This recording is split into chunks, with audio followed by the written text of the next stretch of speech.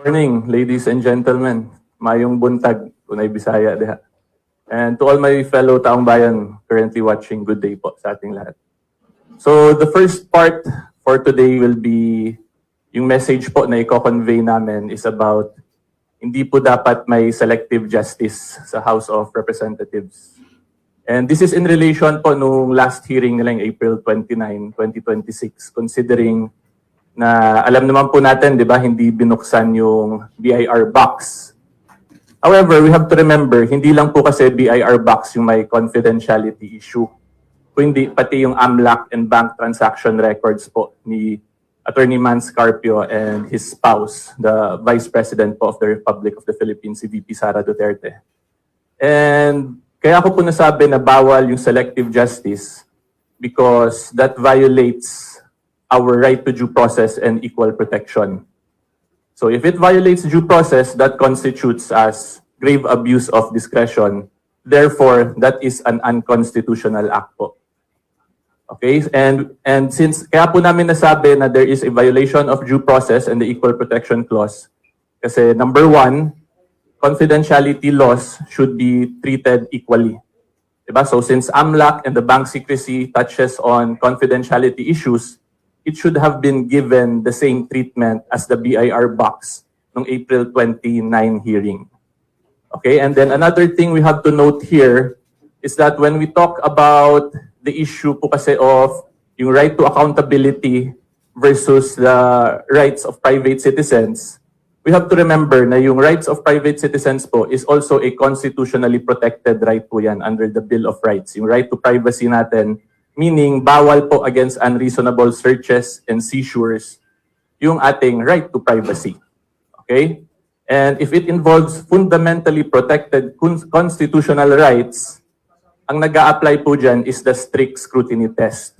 It means na yung government po, yung may burden na dapat i-explain nila sa taong bayan na hindi illegal at hindi unconstitutional yung ginagawa nila. Diba? At yung nangyari po, like what I've already explained, there was selective justice. Therefore, that is grave abuse of discretion. Consequently, that is unconstitutional po. So that is my message for today. Thank you. Attorney Danao. Magandang umaga po. Good morning. I just want to address, because ito po yung parang mainit na issue, dun sa 6 billion. So you can quote me on this, Attorney Carpio said that the 6 billion is fake and a lie. Okay? Wala siyang ganong pera. Okay? You can quote Attorney Carpio on that. It is fake and a blatant lie. Kumbaga sa Tagalog, marites po yun. Ha? Marites lang, chismis. Okay? Dahil ang ginawa po ng AMLA, kung babalikan niyo po, sinasabi na transaction value. Di ba? So yung total amount ng mga transaction, inad-add nila. Nagdag, withdrawal, deposit, running balance. Para po ma-explain ko po mabuti, meron po akong sample dito. Okay. Diba? Sa bank account nyo po, di ba, sa libreta, passbook, meron pong entrada dyan, di ba? Una, yung credit or deposit, di ba? Tapos pangalawang entrada, merong debit o withdrawal. Okay? Is pangatlong entrada, merong balance, running balance. Okay? Kunyari, sa example natin na to, okay? Nag-initial deposit ka ng 100 pesos. Okay? So, sa kaliwa, andun yung credit, 100 pesos, kulay green. Siyempre, ang balance mo, yung first slide. Yan, okay? So, yung green, nag-deposit ka sa left side. So, ang balance mo sa kulay blue, 100 pesos kasi nag-deposit ka, di ba? Okay. So, next transaction, winidraw mo yung 100. Okay? So, papasok yan dun sa debit, kulay pula. Siyempre, winidraw mo yung 100 mo, ang balance mo 0. Di ba? Tapos, the next day, nag-deposit ka ng 50 pesos. Di ba? So, nasa left side yon yung kulay green. Siyempre, ang balance mo, 50 pesos. Kulay blue. Okay? Tapos, nag-deposit ka ulit ng 50 pesos the next day. Okay? So, ang balance mo na ngayon, 100. Nasa kanan, di ba? So ngayon, yung balance mo sa 100 na yon, withdraw mo ulit 100. Yun, nasa red. Siyempre, zero balance ka na. Okay? So ang ginawa nila, number of transactions. So ilang transaction yan? Una, nag-deposit ka 100. Isa. Pangalawa, nag-withdraw ka 100. Dalawa. Pangatlo, nag-deposit ka ng 50 pesos. Pang-apat, nag-deposit ka ng 50 pesos. Pang-lima, nag-withdraw ka ng 100. So total transactions, 5. Okay? Ang total transaction value nun, i-add mo yung 100 na dineposito mo, add mo yung 100 na withdraw mo, i-add mo yung 50 na dineposito mo, i-add mo yung 50 na deposito mo, i-add mo yung 100 na withdraw mo. Pag tinotal mo yan, 100 plus 100 plus 50 plus 50 plus 100, 400. So yun ang sinasabi ng transaction value. Pero sa totohanan, ang balanse mo, zero. Di ba? Ay hindi nila sinasabi yun. Hindi nila ina-explain na nang mabuti sa mga tao na yung number of transactions mo at yung total transaction value ay magkaiba sa actual balance nyo. Diba? Tignan nyo po yung libreta nyo. Magkaiba po yung transactions sa balanse. Okay? So ibahin natin. Gawin natin kunyari para mas makita natin sample. Okay? Kunyari mag-umpisa tayo sa 1 million. So ganun din yun. Diba? 1 million deposit. 1 million withdraw. 500,000 deposit. 1 million deposit. Withdraw mo ulit. Okay? So sa ganitong example din, di ba? 5 transactions, pero ang total transaction value yung 5 million. Pero zero balance. Di ba? Eh kung ito, tinimes mo ng 12 months per year. Diba? So lalaki yung transaction value mo. 5 million times 12, 60M. Di ba? So 60M daw ang kabuuang transaction value mo sa isang taon, pero ang balance mo, zero. Di ba? O sa isang taon lang yan, 60M. Eh di ba ginawa nila ilang years? 20 years. So 60M times 20 years. Tada! 1.2 billion. Di ba? So 1.2 billion daw for 20 years. Sample lang to ha. Ang transaction amount. Pero ang posibleng balance mo is? Zero. Di ba? Hindi nila in-explain yun eh. Kumbaga, parang ginawa nila, pinaniwala mga tao na meron daw 6 billion, pero hindi na piniliwanag paano nila nakuha ito. Diba? Half-truth eh. Talaga propaganda. Parang, kunyari, ganito yan. Meron kang kaibigan ng high school na galit ka, di ba? Nakita mo yung asawa niya sa hotel. Di ba? May kasama sa lobby ng mga kaklase, mga kaibigan sa opisina, lalaki, babae. Tapos, nakita mong lumabas kasama yung kaklase ng lalaki. Eh, galit ka dun sa asawa niyang, kabro mo nung high school. Inaalat mo sa G-chat, sa group chat nyo. Uy, nakita ko yung asawa mo lumabas sa hotel kasama lalaki. Diba? Pinost mo sa group chat nyo. Anong lalabas sa ibang tao? Diba?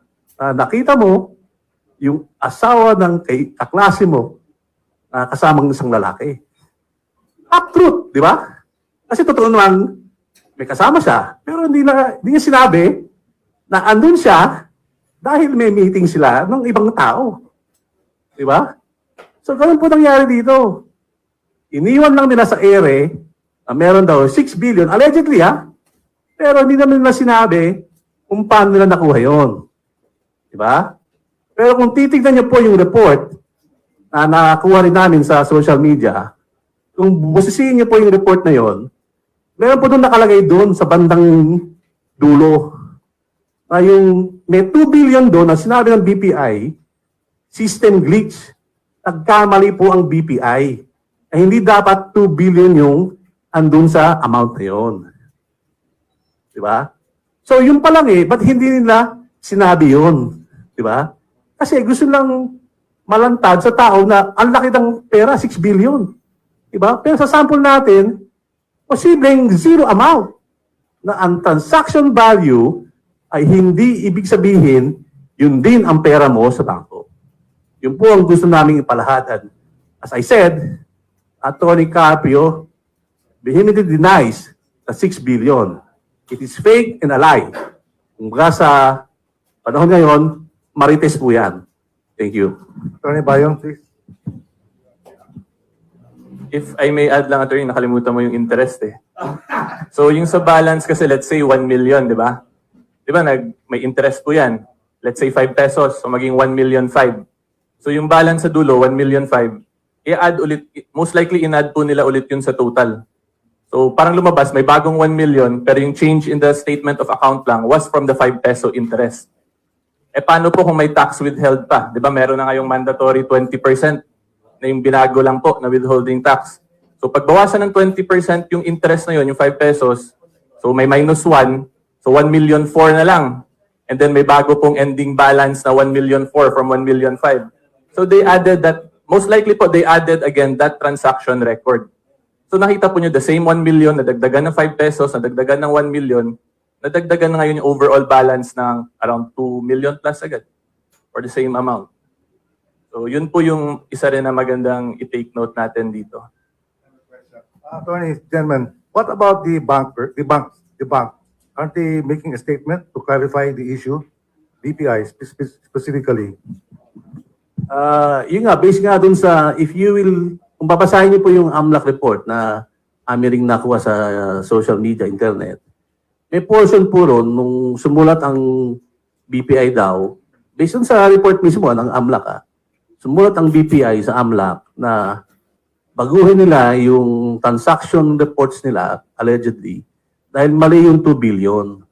Hindi 2 billion yon, 2M lang daw. So, ito pong, ibig sabihin, yung mismong bangko na nagsabi na mayroong system glitch sa record sila. Okay? So, ang problema, hindi naman sinabi to. Diba? Narinig niyo ba to na sinabi nung bisita sa Kongreso, nagaling sa AMLA? Hindi, di ba? Ang pinalandakan lang nila, 6B. Di ba?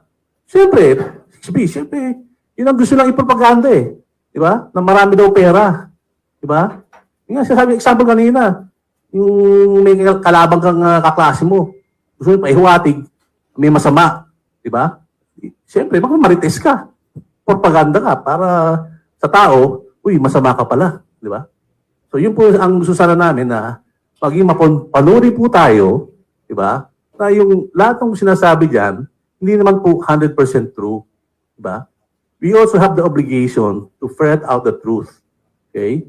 We have the obligation to scrutinize whoever says a factual allegation against another person. Di ba? Especially na wala naman si Attorney Mans doon. Kasi nga, hindi na po siya parte ng impeachment. Di ba? So there's no way he can refute it if in the first place, he does not have a copy of the report. Diba? We have requested a copy of the report to be able to refute it last week. Up to now, wala pa po silang reply. Sabi nila, papa-approvean pa daw nila sa Committee on Justice Chairperson.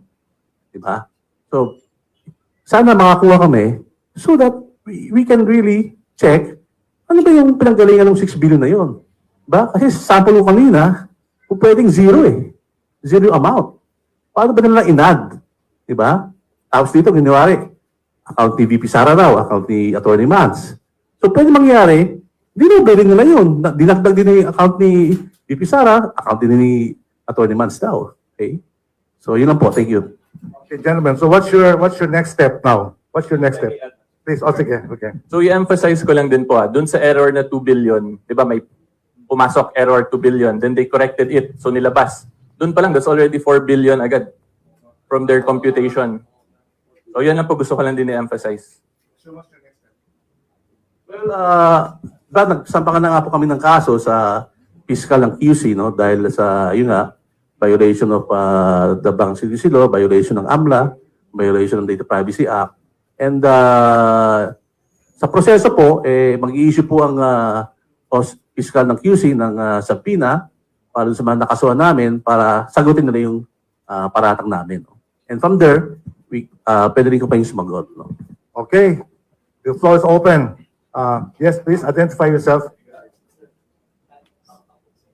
Siya muna pa, then ikaw, ha? Sige. Jason po ng Esplanade News. First question po, sir. may we have your comment dun sa sinabi ni Representative Jokno na sinabi niya na yung pag-file ng case is just a diversionary tactic para makalimutan po daw ng mga tao yung dahilan kung bakit nagkaroon po ng hearing. Remember po si Attorney Carpio is sa pribado na individual, no? Hindi naman siya parte ng hearing. Kaya nga po napilitan siyang magkaso dahil nga bilang private individual, di ba? Pati siya nadadamay. So, he is just only enforcing his rights, no?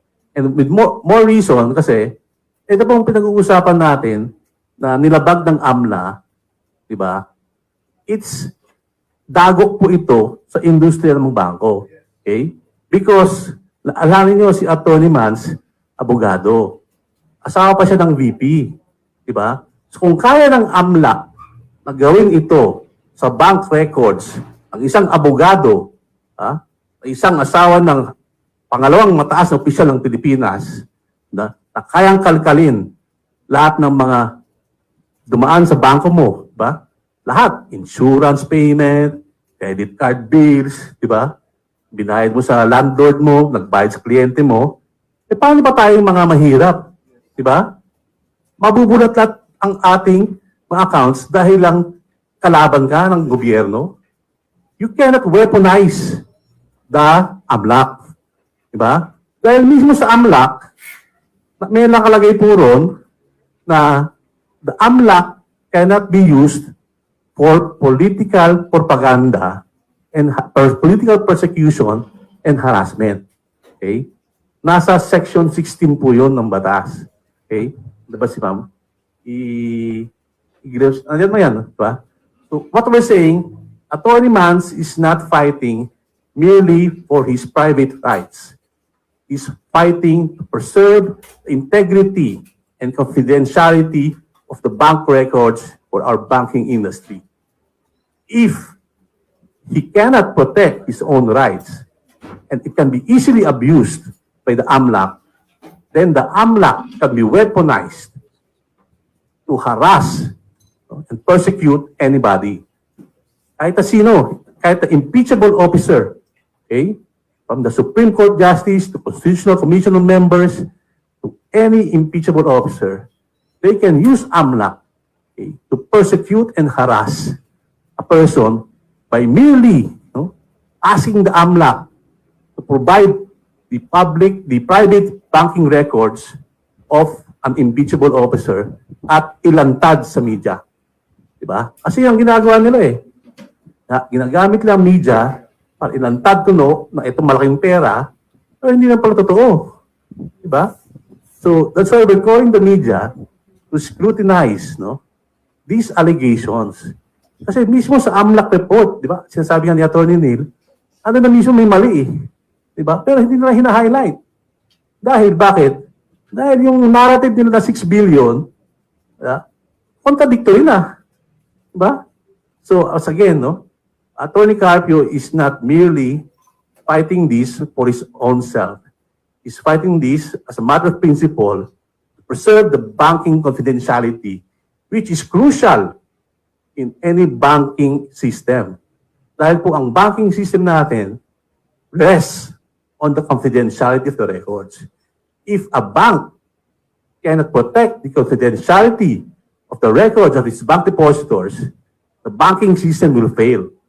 Okay? So kung kaya lang gawin ito kay Atty. Mans, kaya lang gawin ito sa atin. So, dagdagan ko lang. So, from our point of view, yung statement na gano'n ni Congressman Jokno is a political statement.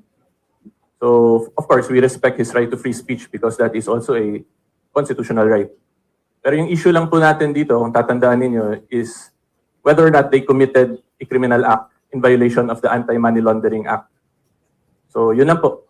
Whether or not they committed a violation, and if they did, therefore they should be held liable. Yun lang po yung issue dyan. Sir, last. Sir, with regards po dun sa defense ni Atty. Mans na he said he is a private individual. Pero yung paliwanag naman po ni Representative Jokno, dahil po daw generally communal yung properties Vice President Sara Duterte and the Attorney Mats, kaya kailangan tingnan yung joint assets at transactions po. Your comment on this, sir? Yes, so like what I explained dun sa opening statement ko, yung right to accountability of public officers kasi hindi yan absolute. Meaning, hindi nila pwede gawin yung gusto lang nila. It is subject to the balancing with the Bill of Rights. Kasi in the Duterte versus HOR case, sinabi naman po ng Supreme Court on very clear, the Bill of Rights applies in all stages of the impeachment proceedings. And currently, since sila po yung nagpo-prosecute, sila yung nagpo-prosecute, therefore, they have the burden to cite the exceptions na covered si Attorney Mans despite that question. Kasi like what I stated, since this involves constitutional rights, yung strict scrutiny test will apply. Diba? They have the burden to establish na hindi unconstitutional at illegal yung ginagawa nila. Hindi dapat pinapasa sa amin yung defense kasi sila po yung may burden yan. Trabaho po nila yan eh. Good morning, Rolando from Manila Standard Attorney. Attorney, may I know or maybe know kung ano pong status ng kasong isinampan niyo po last week sa Quezon City Fiscal Office? Usually, ang proseso po, pag nag-abla ka ng kaso sa fiscal, so yung fiscal office po, i-evaluate yan. And then kung sa evaluation nila is pwedeng tumuloy yung kaso, mag-i-issue po sila ng subpoena doon sa mga nakasuhan para sumagot. So since 1 week na more or less, so malamang po, meron na pong i-issue sa proseso. Siyempre, mag-issue sila ng subpoena para sumagot po yung mga nakinasuhan namin. What are you expecting na po from the Quezon City Prosecutor's Office? Anong ruling yung ina-expect po ninyo? Well, initially, siyempre, papasagutin muna nila yung mga nakasuhan para mag-file po sila ng counter affidavit. Okay? Pag-file ng counter affidavit, pwede din po kaming sumagot doon. And pagkatapos po, aralin po ngayon ng assigned na fiscal kung sinong prosecutor na mag-aaral, magdidesisyon. And base doon, maglalabas sila ng decision. And when po ito expected na ilalabas? Well, usually in practice po, mga more or less, mga 3 months sa normal na proseso. 3 to 6 months po ang decision from the time na mag-file sila ng counter affidavit hanggang magkaroon po ng decision. Last question. Sorry po, sir, sorry. Kasi I remember Representative Joel Chua told in a press conference 2 Saturdays ago sa Dapo na the House has its own extraordinary powers, just to paraphrase it, in conducting their own investigations and impeachment.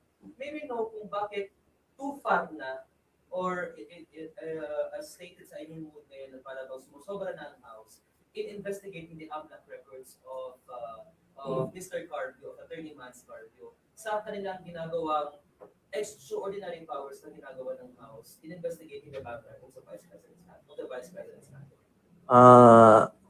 We recognize, no, talaga namang merong kapangyarihan ang House na magsulong ng impeachment complaint. No?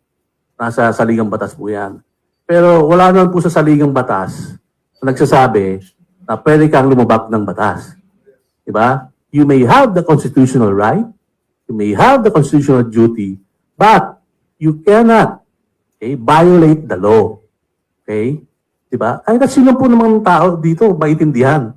Miski na may karapatan ka, hindi ka pwedeng lumabag ng batas. Malinaw po sa Section 8A. Yan. Number 3. Pangatlong slide. Isa pa. Yan. Isa pa. Yung number 3 ng slide. Sa Section 8A po ng batas ng AMLA, malinaw ng puro na the AMLC, yan po, the AMLC and its secretariat shall securely protect information received or processed and shall not reveal in any manner any information known to them or by reason of their office. Okay. So, miski na po may kapangyarihan ang House of Representatives na magsulong ng impeachment complaint, kailangan pa rin sumunod sila sa batas. Diba? Hindi naman po sila above sa law. Diba? Lahat po tayo dapat we observe the law. Diba? Mambabatas po sila. Diba? So they should be the first to observe and comply the law. Diba? Being mambabatas, you have the more duty and to observe and respect the law. Ito lang naman po ang pinagbabatayan namin. Batas mismo na pinasa ng Kongreso. Di ba? Yan o, Section 8A, malinaw. Di ba? Ang AMLAC hindi pwedeng magsiwalat sa kahit anong pamamaraan ng kahit na anong records or information na nakalap nila. So, yun lang po. Thank you. Next question. Next question. Okay, yes, yes. Yes, go ahead. Ikaw. Sir, earlier you said na bloated. You identify. Then Eric Mendoza po, from Inquirer po. So you said earlier 6 billion bloated amount. So sir, may ballpark figure tayo sir, what is the yung amount talaga sir na dapat? I think as I said, no, Attorney Carpio is not part of the impeachment proceedings. So, he is a private citizen, no? So, he doesn't want to be embroiled in this political circus. No? And more importantly, to disclose no, his private information. But what we can say is that he does not have that 6 billion amount that is being publicly portrayed as a pure propaganda in the media. So, wala po siyang ganung pera. Ha? Okay? But what exactly is the amount, of course, we cannot divulge that. Diba? Kasi nga, private. But, kasi, ang pinating sinasabi na, may 6 billion eh. But, so, yun po yung sinasabi niya. Wala siyang 6 billion. Sabi nga niya, it's fake and a lie. Marites nga, sabi nga. Sir, earlier may nabanggit na bloated yung isang 2 billion. Instead of 2 billion, 2 million lang. So sir, 6 billion minus 2 billion, like the 4 billion, is that safe to say sir na 4 billion lang yung... It is not, of course. Kasi nga, sabi ko nga, hindi natin alam kung paano in-add eh. Kasi, di ba, wala naman kaming kopya. Siguro kayo, baka may kopya kayo, di ba? Pero basahin niyo puro dun sa mismong report. Hindi naman in-explain kung paano nila in-add yung 6 billion na yon. Saan nila kinuha? Di ba? Kasi sa sample mo nga, di ba? Pwedeng zero. Di ba? Kasi nga, sabi ko, ang transaction value is not equivalent to the ending balance. Diba? Magkaiba po yun. I have a question, Attorney. Yung withholding tax from the bank, can that be used also as evidence na kung gaano karami ang pera? Yeah, it's possible. In theoretical explain kasi you can compute naman din eh. Diba? Ang withholding tax, pag merong interest on a time deposit, I think it's 20%. Diba? In addition lang dun, sir, sa inquirer na question, hindi siya 2 billion lang most likely yung na-compute dun kasi may pumasok na error, nilabas din yung error. So 4 billion most likely yung pinang-compute nila dun. If we follow yung assumption namin based dun sa pinapakita nilang mga reports. Hi, sir. Okay, ladies. Identify yourself. Camille po from TV5. Sir, ano po yung reaction niyo doon sa order po ng BIR na mag-conduct ng tax audits dito po sa mga negosyo ng mag-asawa po? So yung reaction namin, we're prepared naman. We're ready to answer in the proper venue. And i-clarify ko lang din na yung order ng BIR is simply a LOA, letter of authority pa lang po yun. Baka kasi may misconception sa public eh. Letter of authority is the very preliminary phase po of a tax audit. In other words, wala pa po yung any liability, wala pang nakitang any tax deficiency. That is simply stating na may authority sila from the BIR to conduct an audit. Yun lang gusto ko lang din i-clarify kasi baka nami-misinterpret ng tao na akala nila porket nag-issue ng mag-ilolowa kayo, automatic may tax evasion na nangyari or ganyan. Wala pong ganun. This is preliminary pa lang po. This is determining pa lang whether or not may authority ba to conduct an audit. Yun lang po yung purpose ng LOA. Pero ano ba, sir, yung purpose nun? Ano ba yung specific na titignan? Bakit nila kailangan na mag-tax audit? Do you think may basis yun? Well, that's the prerogative of BIR, kung ano yung basis nila. We cannot speak for them kung ano. Basta yung sa amin lang, we are prepared naman to answer once we receive the actual letters of authority. Prepared po si Attorney Manso yun. Next. Okay, sir, good morning. Jones Manakal po sa BBC. Sir, yung observation ng ilan dun sa complaint na ipinal ninyo before the Quezon City Prosecutor's Office questioning the possible violation of your client, yung kanyang rights dun sa data privacy law, ang sabi ko ng ilan ay bakit yung violation dun sa privacy ng kliyente ninyo ang kinusyon at bakit hindi nagkaroon ng direct denial na merong 6 billion or 6.7 billion doon sa transactions ng kliyente ninyo nung araw po na inilabas yung records po nila? First and foremost, sabi ko nga, kahit anong informasyon na lumalabas, siyempre, kailangan you have to check kung tama ba yung pagkuha ng informasyon allegedly na umiikot. Okay? That is what we initially addressed. No? Dahil nga sabi namin, and remember tatlo po yung kaso namin, di ba? AMLA, violation ng AMLA, violation ng Bank Secrecy Law, at violation ng Data Privacy Act. So, tatlo pong batas yung kinaso namin na nilabag nila. Okay? So, yun po, we're just addressing initially the manner upon which this private and confidential information were publicly disclosed in violation of these three laws. Okay? Now, whether or not, di ba, kung totoo ba yung sinabi ng AMLAC dun sa hearing, di ba, that is a different matter na hindi naman pwede sa piskal ang magdesisyon nun, di ba? That is why we came up with statements after the hearing and also now that Attorney Mans, as I said, is saying that that 6 billion is fake and a lie. Okay? Wala siyang 6 billion sa account niya. Okay? Now, you're asking magkano, but I said, that is not part of the obligation of Attorney Mans na i-disclose magkano pera niya. Dahil hindi naman siya parte ng impeachment proceeding. Diba? And it's up to the impeachment prosecutors to prove in trial kung magkano ba yung nasabi ng pera ni VP. Diba? Eh si Mans, hindi naman siya parte ng impeachment proceedings eh. Diba? So that's what we're saying. He's a private individual. He wants to be remain private, okay? And kaya lang po siya napilitan man lumabas dahil nga naapektuhan na siya itong mga paglantad ng mga alleged bank transactions. Sir, din mo sa complaint, bakit hindi immediately nagkaroon ng denial? Why only now na sinasabing fake po yung 6.7 billion, 1.7 billion? So, ganito na lang po During that time, actually up to present, wala kaming official records from AMLAC. Siyempre, kung wala tayong official records, how will we properly review kung ano ba yung mga allegations talaga nila?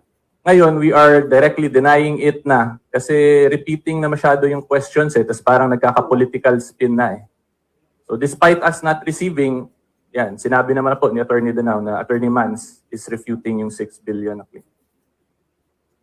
Sir, last na lang.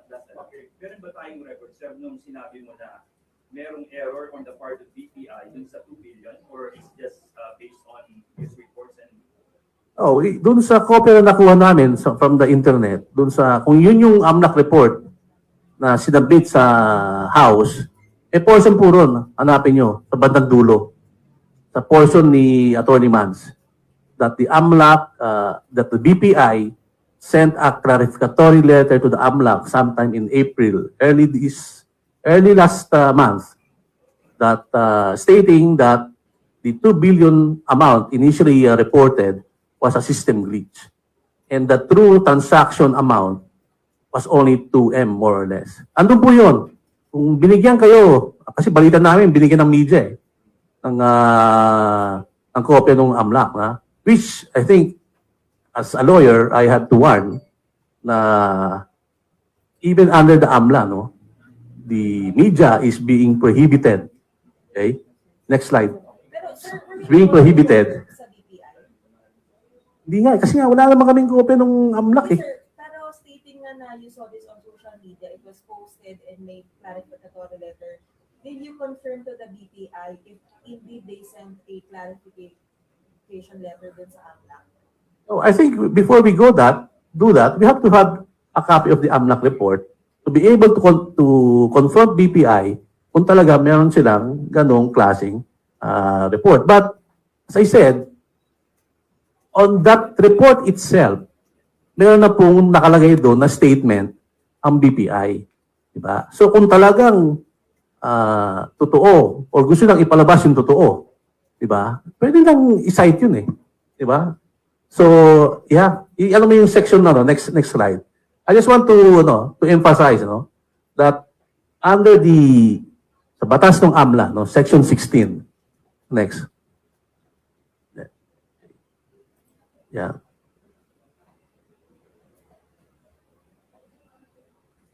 Section 14, sorry. Next. Yan, okay. So, we have to be careful, no? Kasi marami din akong kaibigan sa media. You have to be careful in citing the AMLAC report. Okay? Because even in Section 14D, in case of a breach of confidentiality that is published or reported by media, the responsible reporter, writer, president, publisher, manager, shall be liable under this act. Kaya nga po sinasabi ng batas, hindi pwedeng ilantad. Pag hindi pwedeng ilantad, mas hindi pwedeng ipakita ng media yung mga alleged bank transaction reports. Dahil mismo sa batas po, di ba, pinagbabawalan ang media na ikot, ipakita yung mga transaction na yon, di ba? Well, this is the law, no? It may be argued that it's against the freedom of speech expression, but until it is challenged before the Supreme Court, it should be observed, no, by all. So let's be cautious po, no? Because I know you're doing your job, but of course we have to be also careful, no?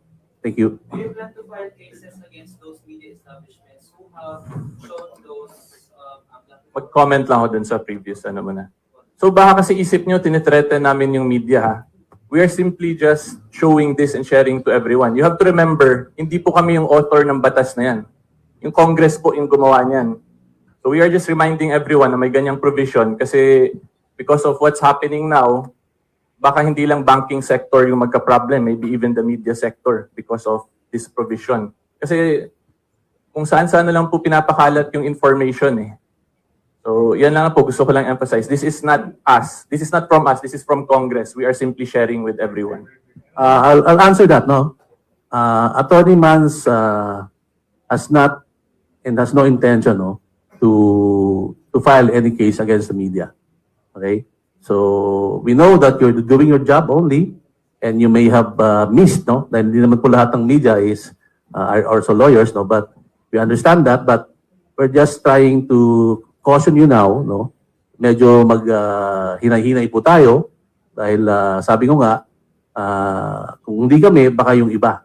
Diba? Baka sa may mga ibang panahon na meron kayong ilabas din. So, at least we're trying to educate the media that there is such a provision of the law.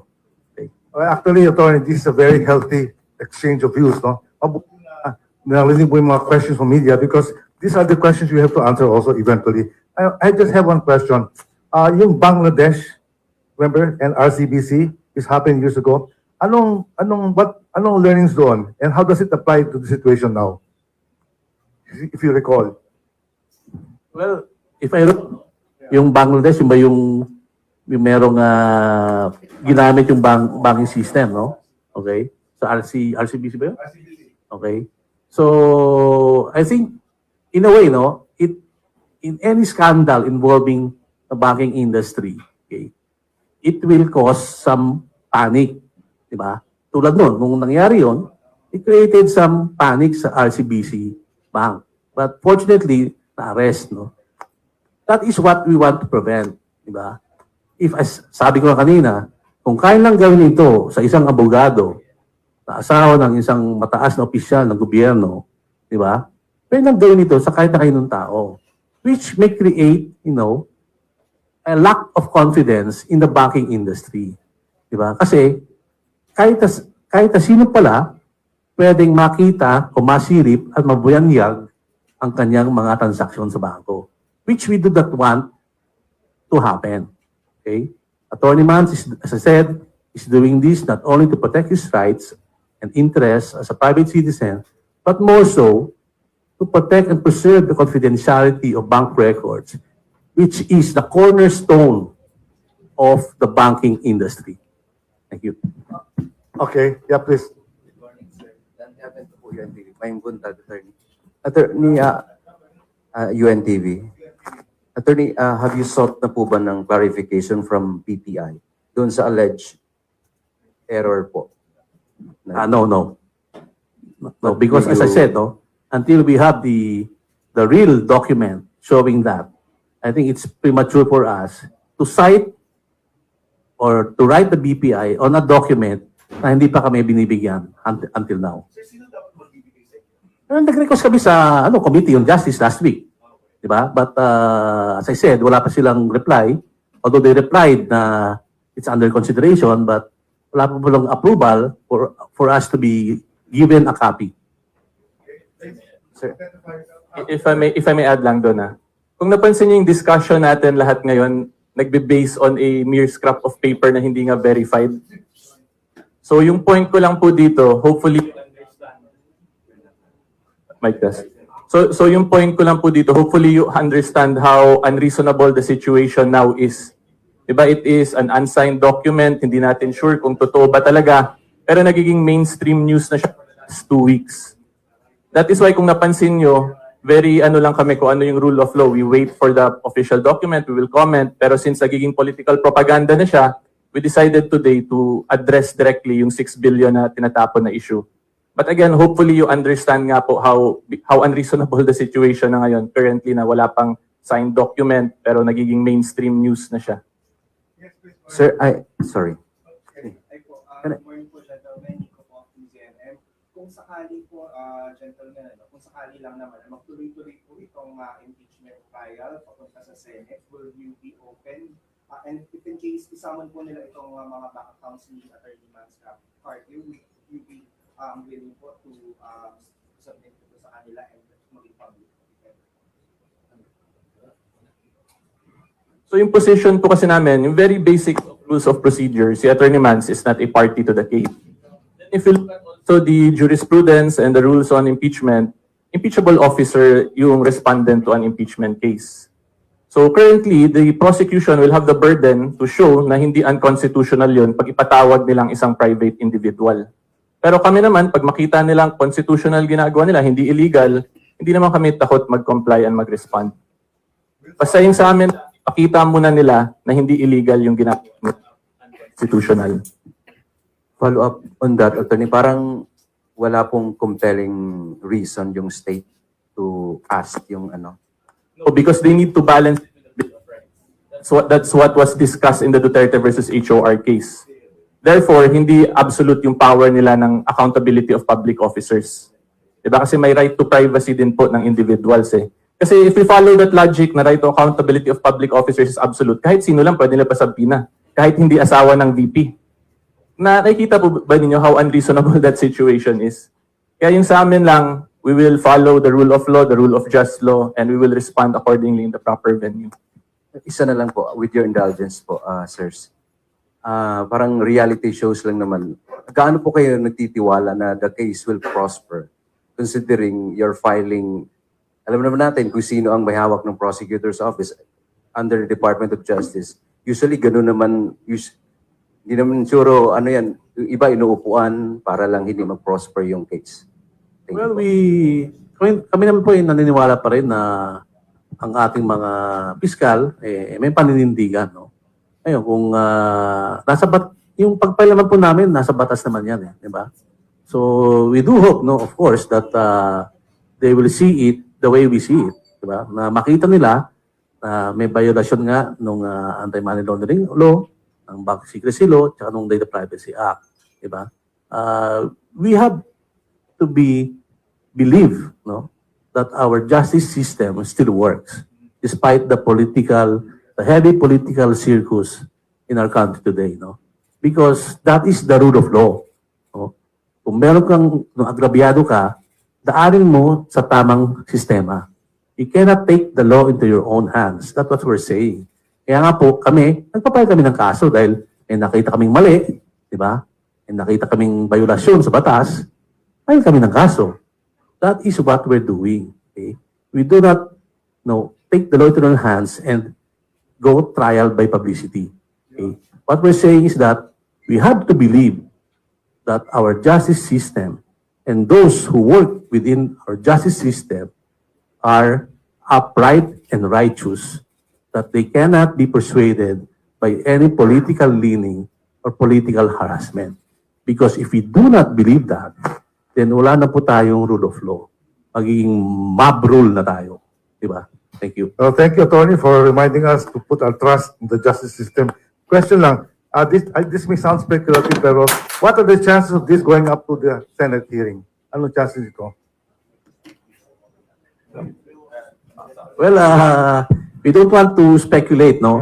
But I think the camp of Bibi Sara has always been saying that they are ready, no, to face it. And when it comes to the Senate, then their lawyers are ready to face the music.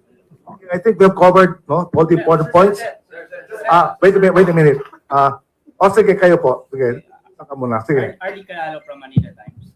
So talking about sir dun sa sealed BIR box, do you think may violation pa rin na commit yung House lawmakers even though it was unanimously voted no not to open it? And ang alam po yata nandun pa rin sa possession nila yung box. Was it right? Yes, so kung nakita po niyo sino yung panyero, si Attorney Kim Henares, may legal position din siya na may violation na, di ba? Yung mere delivery. Pero yung sa amin, more on sa confidentiality kami. Yung talagang gusto namin maprotektahan. So since hindi naman nila inopen yung box, therefore there is no violation of confidentiality. Is it true that the box is still in their possession? That's beyond our personal knowledge. If that be Sir, paulit lang natin kasi hindi na po recording kami. Patay yung speaker eh. So yung Wait lang, sir. Guys, palipat na lang ng mic. No, sir. Okay, mic namin, sir. Ayan. Hello. Good morning, media. Can you hear us? Okay lang? Okay. So as to the question, bumalik na rin to. As to the question, yung kay Attorney Henares, yung position niya is the mere delivery already violated the confidentiality provisions of the NIRC. Pero yung sa amin, mas important yung actual confidentiality, whether or not na-disclosed by yung sensitive personal information. So at present, wala namang na-disclose. So, okay lang kami. Observing lang kami at Okay present. lang, sir, kahit na nasa possession pa rin yun ng committee. Well, Can we open it? that's speculative na sila. Yung sa amin kasi, that's why we do not want to dwell too much on speculative discussion kasi yung sa amin, rule of law, ayaw namin makisama sa political noise as much as possible talaga.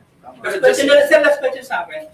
Given sir yung AMLAC and then banks secrecy laws, it appears na walang exception, di ba? But the lawmakers from the House, they're claiming that they're doing it because that's impeachment. There is an impeachment law place. Sagutin ko natin yung sa AMLA. Yung sa AMLA, kung makita yung kanina yung Section 80, wala namang exception sinayad dun. If you read the entire RA 9160 as amended, there's no exceptions. Impeachment is not. Sa AMLA, wala. So currently, yung position namin, absolute yung confidentiality. So baka sisihin nyo naman si Attorney Mans. We have to remember, yung authors po niyan is Congress. Attorney Mans is simply enforcing the rights given to him by Congress. Just in case. I'll just add to that. Okay. So remember, sabi ko nga kanina, tatlo po yung pinal na kaso, di ba? Namin. Violation ng AMLA, violation ng Bank Secrecy Law, violation ng... Patay mo lang experiment, nagdodoble kasi. Violation ng... Okay. Violation ng... Okay. Violation ng Data Privacy Act. Okay. So, tulad kasi sabi ni Atty. Nim, pagbasahin niyo yung RA 9160, yung AMLA, di ba? Yung Section 16A kanina, wala pong exception doon ng impeachment. Okay? Sa Bank Secrecy Law, ito, yung pangalawang kaso na, kung pwedeng may exception impeachment. Okay? Pero alalahanin niyo po, hindi naman sila nag-inquire sa bangko. Di ba? Sinong sinampinan nila? Bangko ba? Hindi, di ba? AMLA ang pinasampinan nila. Di ba? So anong batas mananaig? Hindi yung AMLA law, kung gusto nila na ang bangko mag-disclose, bakit hindi ginamit nila yung Bank Secrecy Law na may exception? Bakit hindi nila sinampi ng mga bangko para masabi ng impeachment yan? Di ba? Hindi. Di ba? Bakit AMLA ang sinampi na nila? And remember, yung AMLA director na nag-appear, kaka-appoint lang April 13. Di ba? Nag-assume ng position April 14. Sinabihan ng April 15. Di ba? Na-receive yung subpoena April 16 ng hapon. Di ba? And within less than 3 working days, nakapag-submit na raw siya ng report nung before April 2022 for the 20 years. Di ba? Buruin mo, they're so efficient. Di ba? For 20 years, for the different bank accounts daw ni BP, nagawa nila within 3 working days na makalap yung mga reports na yan and makagawa ng ilang page yung summary nung ano? 20 pages ba? Oh. Di ba? Ano ibig sabihin nun? Di ba? Bakit kailangan taga-AMLA ang sisabpina nila? Bakit hindi mga bangko? Di ba? Dahil hindi na pwedeng gamitin ang bangko.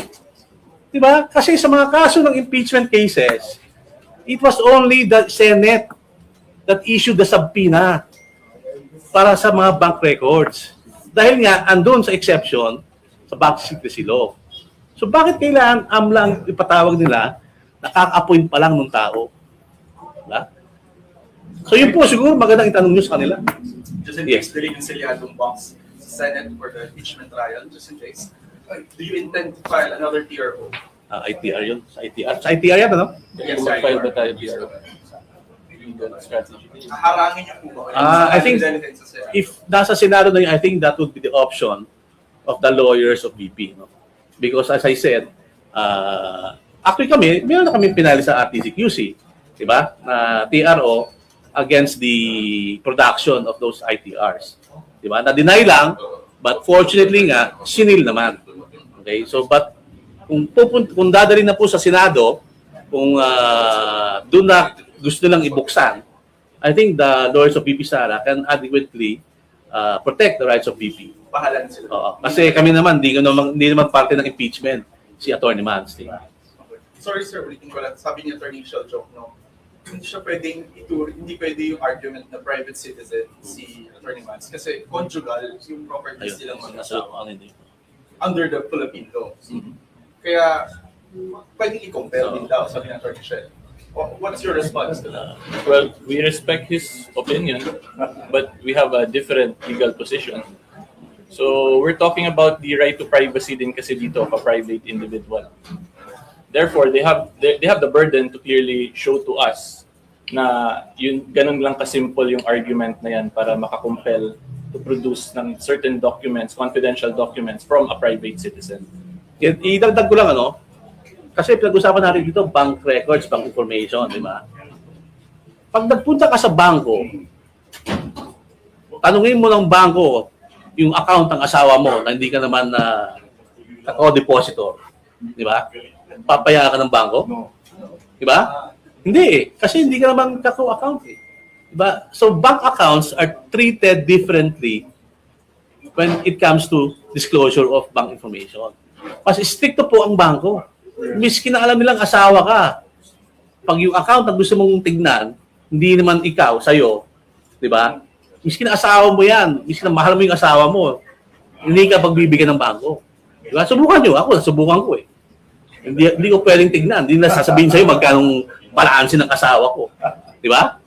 So you're saying, sir, kahit mag-asawa sila, hindi pwedeng bulat na Yes, because the bank street, bank information, more stricter in any other information. Kaya nga po sinasabi kanina, the bank industry, the cornerstone of it is confidentiality. Diba? If you break that confidentiality, you lose the trust of the public to our banks. And what will happen to our banks? It will die. Diba? Mamamatay ang banking industry natin. Dahil wala na palang tiwala ako sa bangko na yan. Kamusta ngayon sa Atty. Mans kapag nakakausap nyo? Well, he's in good spirit naman because as I said, he's a private citizen and he's doing this to preserve his privacy. And Attorney Mans is a practicing lawyer. Yes. So he knows his rights naman. Lain? So, mas okay ba kay Atty. Mans na mag-proffer o mag-push through yung impeachment sa Senate kasi parang doon mas fair yung laban? Ako, sagot. That's parang political na kasi yan eh. So yung sa amin dito, we will just answer if mapakita nila kung ano yung legal basis, constitutional basis. Basta yung pinaka-point lang talaga dito, we're following the rule of law. Okay, we're not afraid to answer in the proper venue as long as they can show us their legal basis properly. Danny? Yung po paliwanag niya ng ating dalawang abogado rito, eh malinaw po, detalyado talaga eh. At pang-ayon sa rule of law. At sa tingin ko, yung taong mapuro lang ulo lang, ang hindi makakaintindi, saka yung taong ayaw talaga na umintindi. Ako po, walang bibigay na tanong, pero meron mo akong kapirasong sasabihin lang. Ito pong pangyayari na po, na na-involve itong si Atty. Carpio. Hindi naman mangyayari yan kung hindi dahil doon sa impeachment kay Vice President Baby Sara. So, kaya po nangyayari yan kasi po tayo nabubuhay ngayon sa panahon na ang maraming mambabatas at maraming mga politiko, mga opisyal ng gobyerno, eh talagang puro buhaya na at saka talagang kalahula na mismong batas sinasalahula nila. Yun lang po, wala po. Okay. No inciting of rebellion, ha? Okay, sige. Okay, any more questions? Any more? Okay. Last question. Sir, ito palang sinabi ni Representative Joel and Representative Jokno, they cited the parliamentary immunity of the congressional members. And then, ano pong masasabi po natin dito na walang pwedeng sa kanila na pwedeng questioning or to be held liable?